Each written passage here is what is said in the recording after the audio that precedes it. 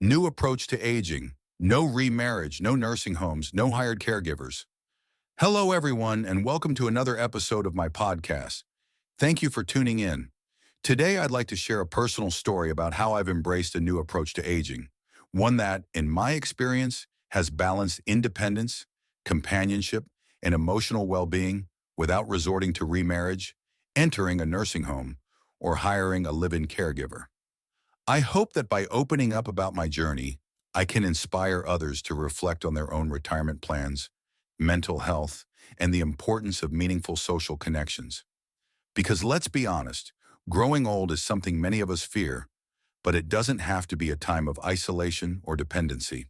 The moment everything changed. For most of my adult life, I followed a conventional path. I built a career, got married, raised a family, and looked forward to retirement as a time to relax. My wife and I had always planned on enjoying our later years together, traveling, spending time with grandchildren, and savoring the quiet moments life has to offer. But life had other plans. 5 years ago, everything changed when my wife passed away. If you've ever lost a spouse or partner, you understand the profound shift in reality that follows. Simple daily routines become unbearable reminders of what you've lost. The house, once full of laughter and conversation, now felt eerily silent. At first, I found myself at a crossroads, bombarded with advice from well-meaning friends and family. You should consider remarrying. You're still young enough to find someone. Others suggested that a retirement community might offer the companionship I needed. And then there were those who believed hiring a live-in caregiver would provide me with the support to make life easier. But something in me resisted all of these options. It wasn't that I was against remarriage or professional care. I've known people who thrived in second marriages and others who found peace in well-managed senior communities. But deep down, I knew none of these paths were right for me. Why I chose not to remarriage seemed like the most obvious solution to loneliness. Many people find love again after losing a spouse, and I've seen firsthand how beautiful those second chances can be. But for me, that chapter felt closed. My late wife and I spent decades building a life together. Our relationship wasn't perfect, but it was filled with love, understanding, and deep companionship. The idea of starting over with someone new, learning their habits, adapting to their lifestyle, and merging finances felt exhausting rather than exciting. Beyond that, I had seen the complications that sometimes arise in remarriages later in life. Financial entanglements, disputes over inheritance, and challenges blending families were common. I didn't want to risk creating unnecessary stress in my later years. Most importantly, I realized I didn't need a romantic partner to be fulfilled. What I needed was companionship, not another marriage. I longed for meaningful connections, but I wanted them on my own terms.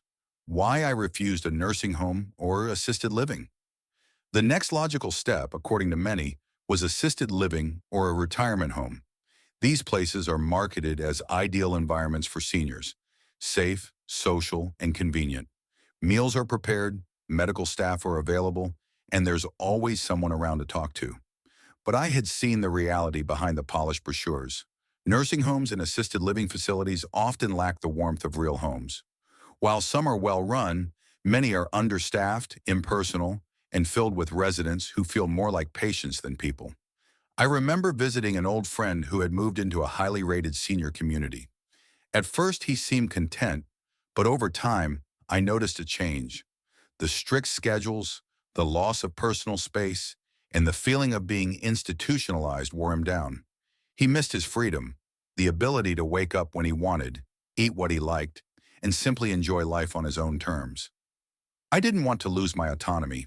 I wanted to choose how I spent my days, who I spent them with, and how I managed my own home. That freedom mattered more to me than the convenience of having meals prepared or medical staff nearby. Why I didn't hire a live-in caregiver. For many seniors, hiring a live-in caregiver seems like the best solution. It allows them to stay in their own home while receiving help with daily tasks. But for me, this option also had drawbacks. First, live-in care is expensive. Even if I could afford it now, I worried about the long-term financial impact. Would I still have enough for unexpected medical expenses or future needs? Second, having a caregiver in my home 24/7 felt like a loss of privacy. While caregivers provide essential services, I didn't want my home to feel like a workplace. I valued my solitude and independence too much to have someone constantly present, even with the best intentions. Finally, caregivers are not companions in the way that true friends are. I wasn't just looking for someone to help with tasks. I wanted genuine, meaningful relationships that brought joy and purpose to my life. Finding a different path, mutual support and companionship. With all these options ruled out, I faced a crucial question. How can I age with dignity, companionship, and independence, without relying on remarriage, nursing homes, or caregivers? That's when I started thinking differently. Instead of looking for traditional solutions, I asked myself, what if aging doesn't have to mean total independence or total dependency? What if there's a middle ground?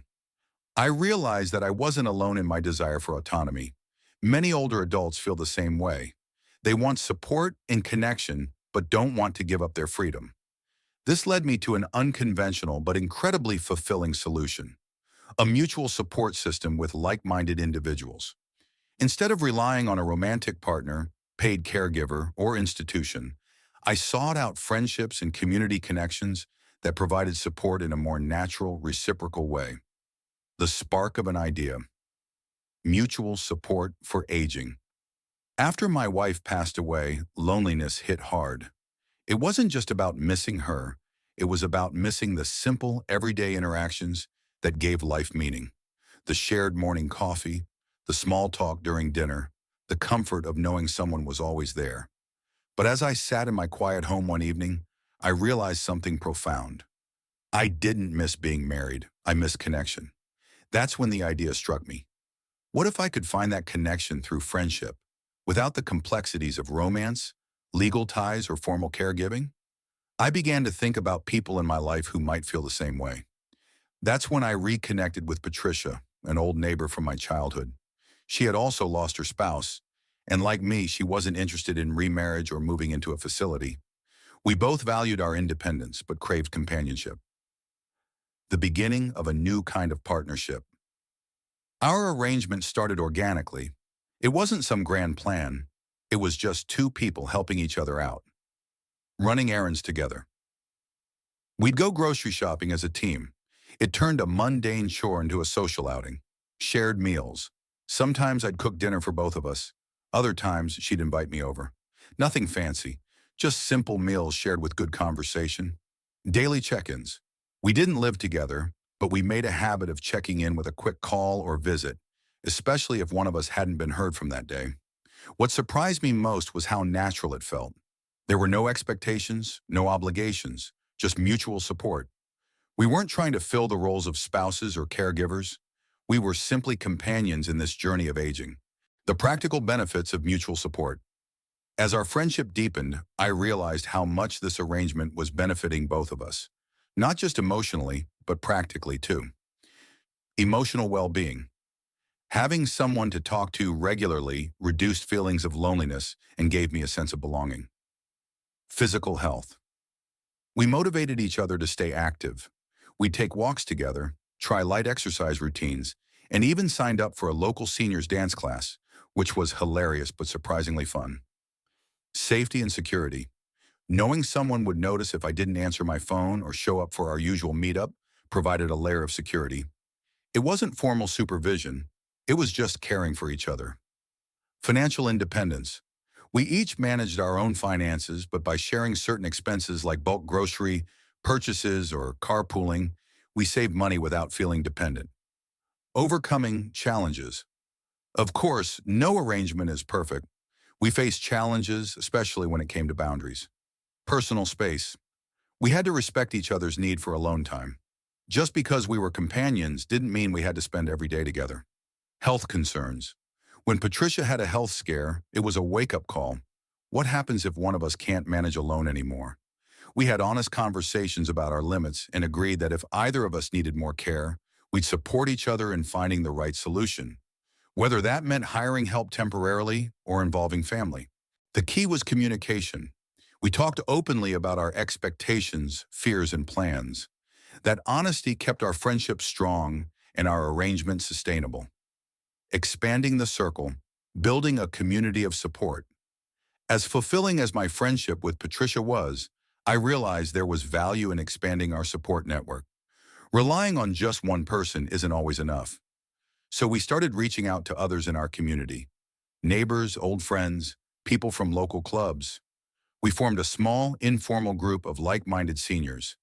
We didn't call it a support group, it was more like a community circle. Weekly gatherings. We'd meet for coffee, potlucks, or game nights. Skill sharing. One friend loved gardening and helped us grow fresh vegetables. Another was great with tech and taught us how to use apps to stay connected. Emergency plans. We created a simple phone tree so someone would always know if a neighbor needed help. This sense of community was a game changer. It proved that you don't need to live in a retirement home to have a support system. Lessons I've learned from this journey. Looking back, here are the most important lessons I've learned about aging independently. Independence doesn't mean isolation.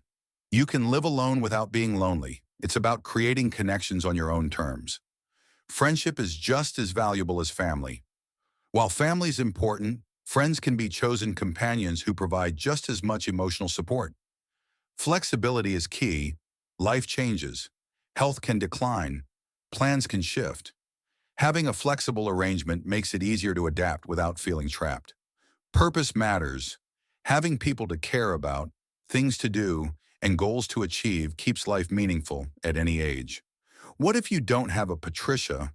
I know some of you might be thinking, this sounds great, but I don't have someone like Patricia in my life. Here's what I'd say. Start small. Reach out to neighbors, join local groups, or participate in community events. Be open. Friendships can form in unexpected places. Sometimes all it takes is starting a conversation. Don't wait. Building connections takes time, so don't put it off until you feel isolated. Invest in relationships now. Final thoughts. This approach isn't about rejecting traditional aging solutions. It's about choosing what works best for you. For me, that meant saying no to remarriage, nursing homes, and caregivers. Not because those options are bad, but because they weren't right for me. Instead, I found joy, security, and purpose through a simple idea: mutual support. No contracts, no formalities, just people looking out for each other. If you're navigating your own journey through aging, I hope my story inspires you to think differently about what's possible. Aging doesn't have to mean giving up your freedom or relying on systems that don't feel right for you. It can be about creating connections, embracing your independence, and living life on your own terms. Thank you for listening to my story. If it resonated with you, I'd love to hear your thoughts. How are you approaching aging? Have you found creative ways to stay independent and connected? Let's keep this conversation going, because together we can redefine what it means to age well.